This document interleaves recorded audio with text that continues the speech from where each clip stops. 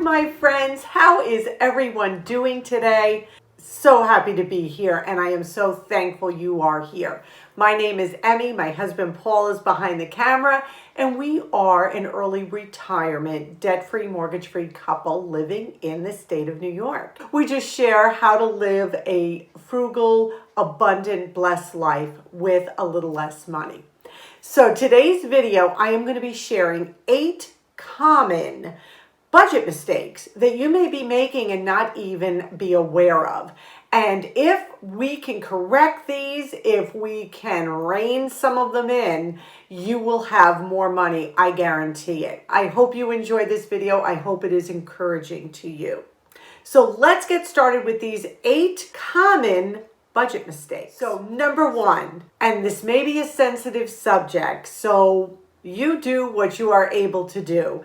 You need to know that when we give these suggestions, you need to do what works for you. You pick out the gold nuggets that work for you. So number 1, lending money you don't have to people. That is a great way to just totally deflate your budget. Now, I am not talking about, my goodness, for medical needs or there's an emergency, something like that. I am talking about supplementing someone else's income for their frivolous spending. In other words, someone comes to you, I need $100 to go out on the town Saturday night. I need $50 to get my hair and nails done. I need $25 to go and pick up 2 pizzas to watch TV with tonight. That's what I am talking about. Someone else's frivolous spending or poor budgeting is costing you money. You're having to pay for someone else's errors. That can add up and add up quickly. I'm not talking about an emergency or helping someone out in need. That is not it. I'm talking about just, hey, let's have a good time at your expense, and it can sabotage your budget big time. Number 2, having a budget that is so tight that there is no wiggle room. And this usually occurs if you buy a very expensive item, meaning a house bigger than you need, a car more expensive than you need, a boat, a motorhome, some major expense that is stretching your budget to the ninth so that you have no room for savings, no room for emergencies, no room for anything that life may throw at us. And we always pray that life doesn't throw anything at us, but realistically. So watch those giant expenses.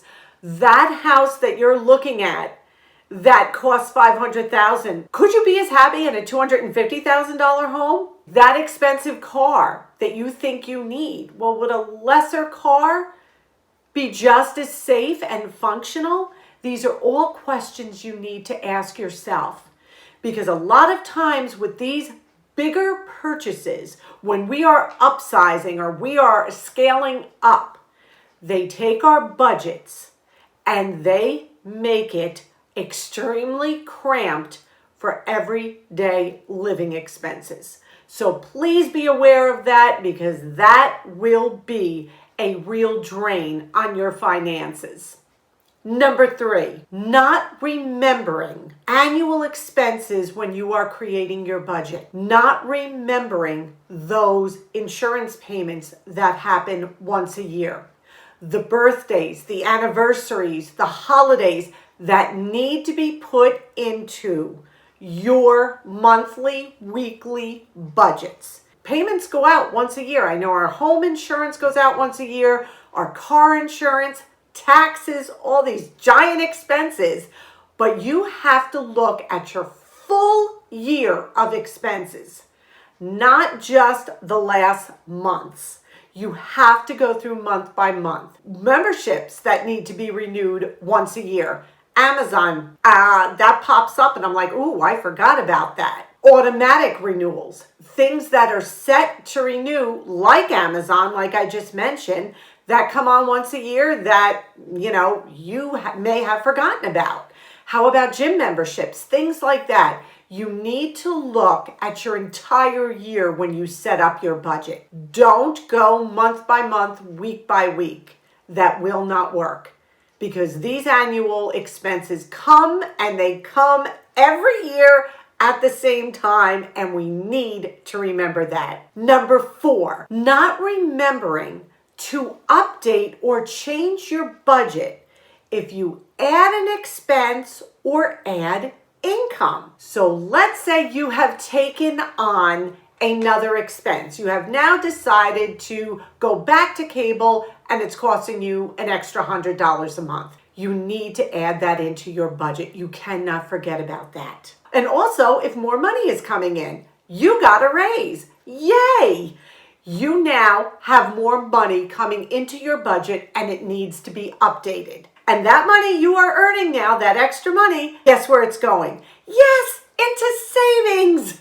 You're not going to be spending it. You're going to be putting it into your emergency fund, into savings to pay down debt, whatever you may need to do with it. But you need to look at your budget every time more money comes in or more money goes out, and it needs to be amended at that point. Very, very important. Number 5, not tracking every single penny. And you know I talk about this all the time, all the time. You need to track that pack of gum you just bought. You need to track the $20 you just spent in the thrift store.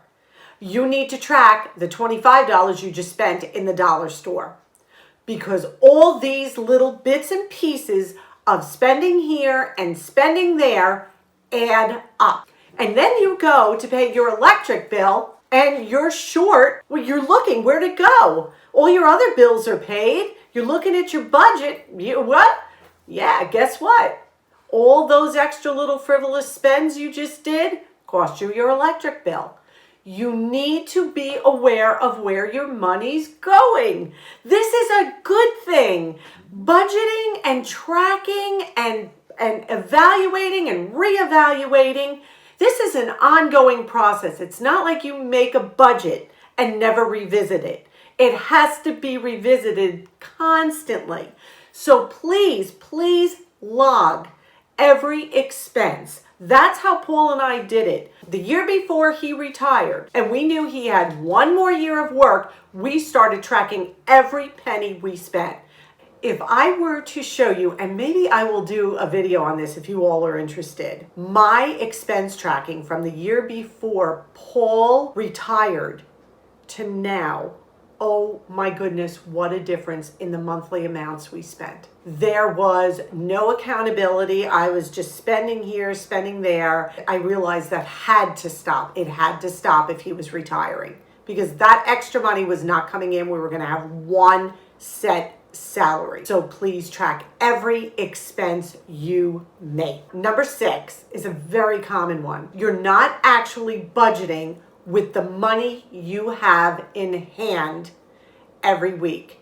You are looking at your gross income and not your take-home pay. Hypothetically, you may make $50,000 a year, but guess what? After local, federal, state taxes, if you have union dues, if you contribute to a 401k, you're not coming anywhere near that $50,000 in take-home pay. So when you set up your budget, please make sure you are actually doing it in the dollar and cents that you have every month, every week, however you are getting your income. It is a misconception, the money they tell you you're making. Once taxes and everything come out of it, it's much less. So be aware of that when you're setting up your budget or amending your budget. Number 6, overusing your credit card, your ATM card, and your debit card. Not realizing the purchases you are making, all these are secret budget busters, because you are taking money out without accounting for it. You're out, you need $50 real quick, you run to the ATM. You grab $50 out of your checking account, never log it, never write it down. You have several credit cards. You don't even know what the balances are on each. First of all, there's no reason anybody should have several credit cards. Really, we basically need one credit card for emergencies, and they have to be paid off full at the end of the month for our budget to work. And those of you who are cleaning up your credit card debt and you write to me and you tell me, Emmy and Paul, we paid another card off. I only have one or two left. I am so proud of you. Paul and I talk about this all the time. You guys are our heroes. You're doing what you need to do and you're doing it wonderfully, and we applaud you. But those credit cards, that debit card, those ATM cards, they are just mindless spending appliances. That's really what they are. Because if you are running to an ATM machine because you're going out with some friends on Saturday night and you didn't budget for it, where is that money coming from? Where is that money going to be taken from? So you have to be aware. Those are like the sneaky little claws that get in there and pull money when you're not really aware of it. So try to have a category in your budget for some entertainment, for something eating out. I'm not talking it has to be a lot of money, even if it's $25. Because what happens if you don't have a little extra for something fun or something frivolous, that's when your ATM, your credit card, your debit card, all these are utilized. And that's usually how it happens. Number 8, basically, this is the big one. Not putting any thought or any kind of consideration into creating and maintaining a budget. If you are looking for a way to be financially successful, now I'm not talking about being a millionaire. I am talking about being able to live below your means, because basically that's all we should be trying to do, is living below our means. And you have to put some effort into a budget to see how can you live below your means? How can you make that work? If you're spending without consideration of where your money is going, I guarantee at the end of the month, you may not have all green going across. Now, if you have all this money and you can afford to do this and you're, fine with it, then, that's wonderful. But I'm talking about those of us who watch where we spend our money. You have to put some effort into a budget, into being financially in the green, meaning there is no categories that we are not able to meet at the end of the month. And this is not possible for everybody, and I understand that. I understand that times are tough, prices are high, but try to look and see where possibly you can cut back. It has to be a budget that you can work with, that you're comfortable with, and that is ever changing. And I can't emphasize that enough. Your journey is not my journey. My journey is not yours. Every bit of frugality is a total independent personal journey. I don't go around saying to you, why did you buy that? You can't go around saying to us, why did you buy that? It's what works for you, what works for us. But basically, the bottom line for all of us is we need to come out below what we are earning. Even if it's a couple dollars, you're still in the clear and you did what you needed to do. So I hope this was helpful. I hope it was encouraging. We're constantly looking at our budget. We're amending, we're changing. Well, we want to do this, but then we're going to have to get rid of this if we want to do that. So just take your time. Know we love you, we support you. And each and every one of you that writes to me and says, I did this, or I saved at the grocery store, or I saved $300 this month, I am like, you all, I applaud you. I am so proud of you. Paul and I both are.